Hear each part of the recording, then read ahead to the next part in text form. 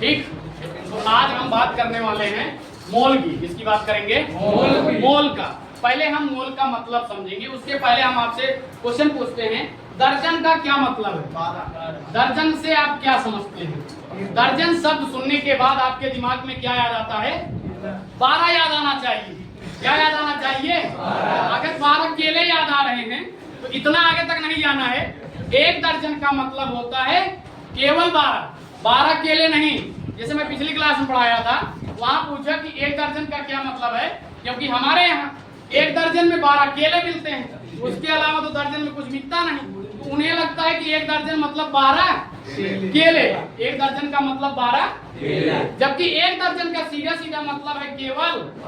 अब 12 में कुछ भी हो सकता है, 12 वस्तुओं में कुछ भी हो सकता है। 12 पेन हो, 12 मतलब चप्पल 6 जोड़ी, या 12 केले हो। तो एक दर्जन का सीधा सा मतलब होता है केवल 12। लेकिन इसमें अगर लिख दिए कि एक दर्जन केला, क्या लिख दे?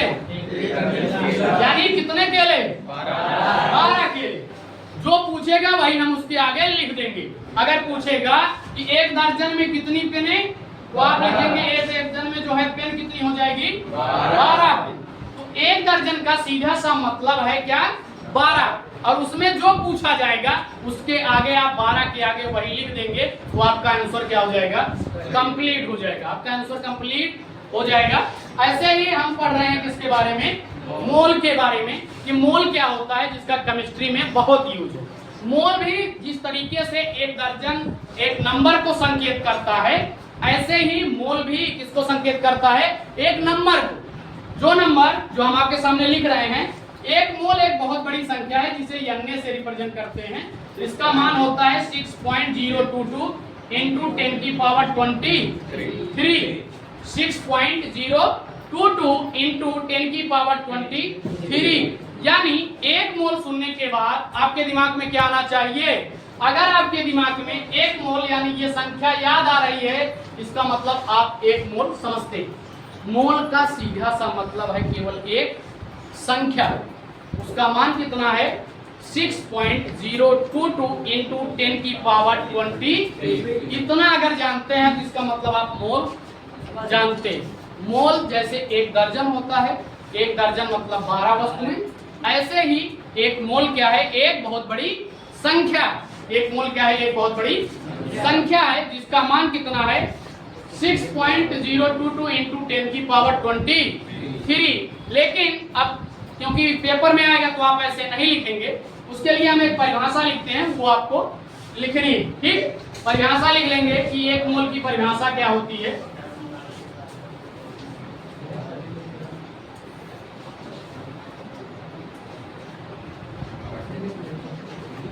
लिखेंगे कार्बन 12 के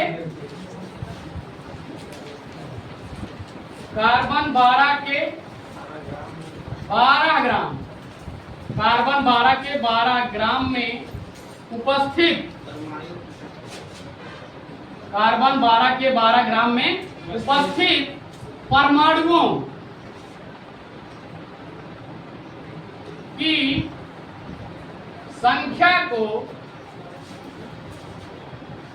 मोल कहते हैं। क्या कहते हैं? मोल कहते हैं। कार्बन 12 के 12 ग्राम में उपस्थित परमाणुओं की संख्या को मोल कहते हैं। मोल को एक दूसरे नाम से जानते हैं जिसका नाम है अवोगाद्रो संख्या। तो आगे लिखेंगे मोल को अवोगाद्रो संख्या के नाम से भी जानते हैं। अवोगाद्रो संख्या के नाम से भी जानते हैं। एक मोल को किसके नाम से जानते हैं? अवोगाद्रो संख्या।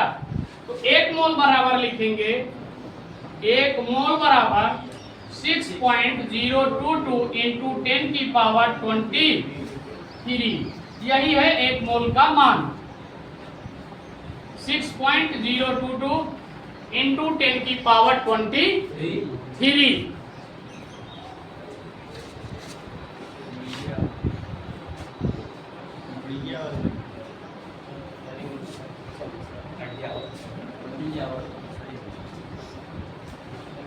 एक मोल का मतलब केवल क्या है?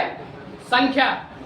एक मोल मतलब 6.022 इंटू 10 की पावर 23। तो मोल निकालने के हम आपको 3 फार्मूले बता रहे हैं और इन्हीं 3 फार्मूलों से लगभग जितने क्वेश्चंस होंगे आप सारे क्वेश्चनों में मोल पता कर पाएंगे। जिसमें मोल का पहला सूत्र है मोल बराबर भार ग्राम में, भार ग्राम में बटे में अणुभार। अणुभार किसमें होगा? ये भी ग्राम में। दूसरा फार्मूला है मोल का दिए गए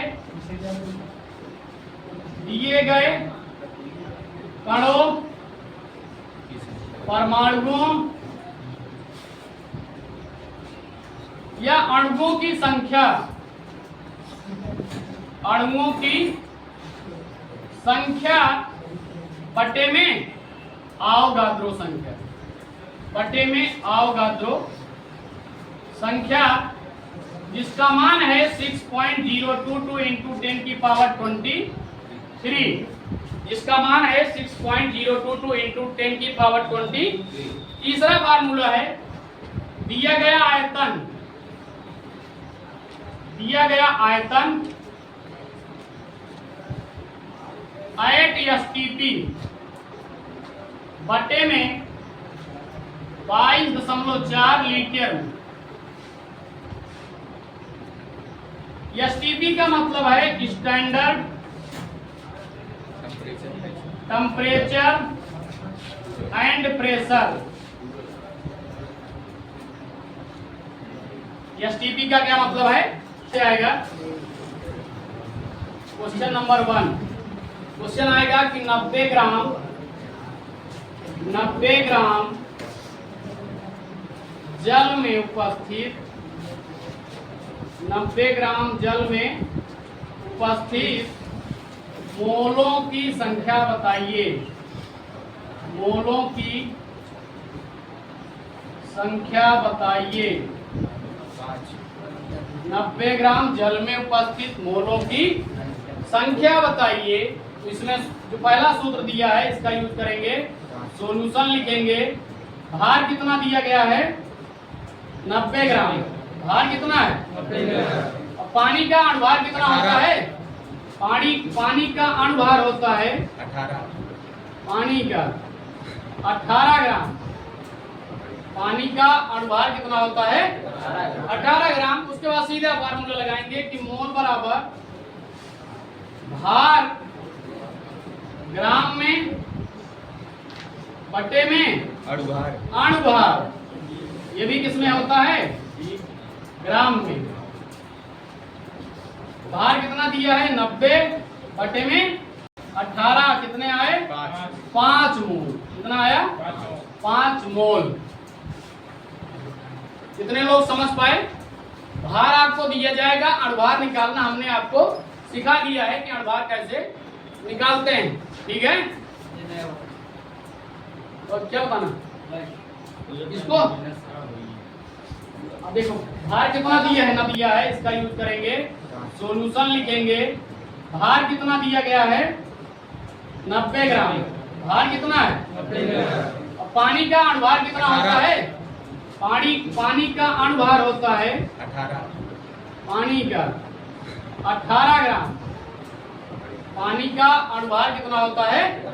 18 ग्राम। उसके बाद सीधा फार्मूला लगाएंगे कि मोल बराबर भार ग्राम में बटे में अणुभार। ये भी किसमें होता है? ग्राम में। भार कितना दिया है? 90 बटे में 18 कितने आए? 5 मोल। कितना आया? 5 मोल। कितने लोग समझ पाए? भार आपको दिया जाएगा, अणुभार निकालना हमने आपको सिखा दिया है कि अणुभार कैसे निकालते हैं। ठीक है? और क्या बताना इसको? अब देखो भार कितना दिया है? 90 ग्राम। ठीक। और पानी का रासायनिक सूत्र क्या होता है? H2। यहाँ से इसका अणुभार निकालोगे, अणुभार आ जाएगा 18 ग्राम। कितना आ जाएगा? 18 ग्राम। तो 18 ग्राम से 90 को डिवाइड कर दिए, हमें पता चला कितने मोल उपस्थित हैं। ठीक, ये लिख लिया आप लोग? Yes sir.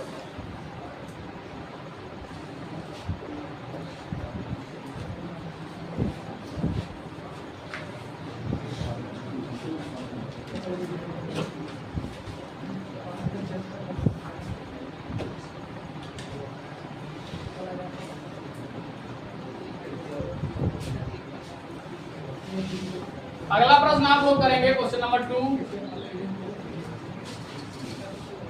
30 gram glucose, 30 gram glucose में उपस्थित 30 ग्राम ग्लूकोज में उपस्थित मोलों की संख्या बताइए। 30 ग्राम ग्लूकोज में उपस्थित मोलों की संख्या बताइए।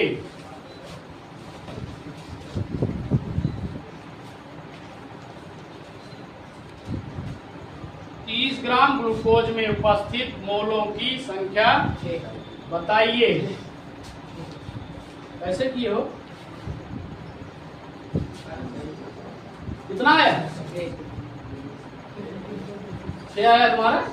यही पढ़ रहे हो शुरू से?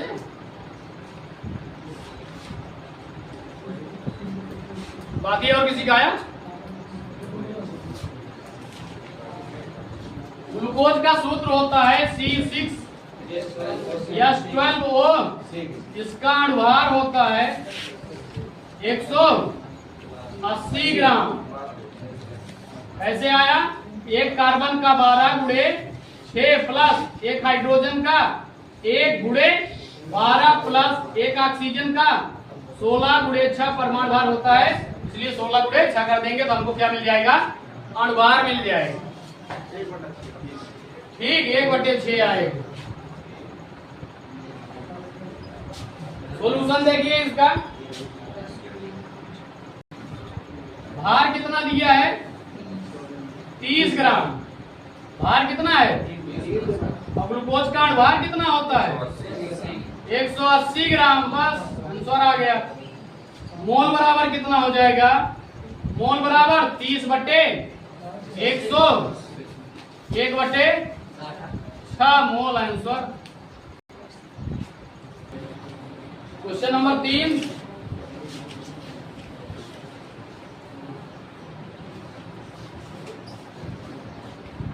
एक सौ इकहत्तर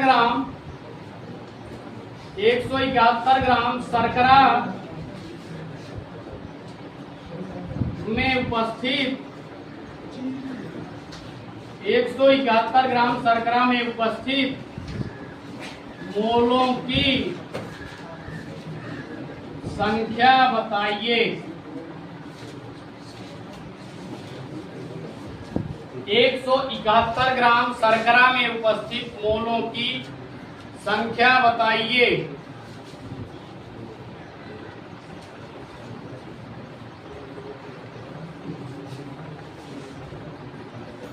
एक 171 ग्राम शर्करा में उपस्थित मोलों की संख्या बताइए। 1/2।